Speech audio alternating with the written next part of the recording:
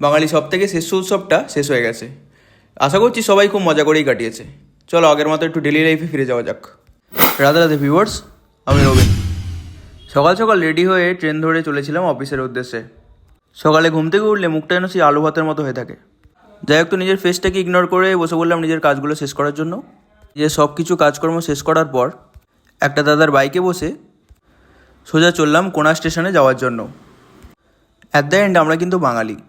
যে যতই ব্যায়াম করুক না কেন, যতই জিম করুক না কেন, পুজোর মুহূর্তে খাওয়া দাওয়াটা সবাই খুব জমিয়েই করেছে। আর আমার মতো অনেকেই আছে যারা পুজোর পর থেকে ডায়েট শুরু করবে বলে ধরে রেখেছে।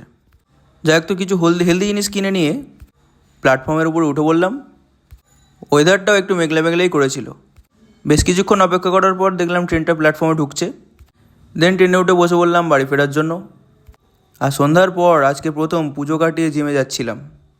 আর ব্যায়াম করতে করতে মনে করছিলাম পুজোতে যত ক্যালোরি আর্ন করেছি সব আজকেই বার্ন করে ফেলবো।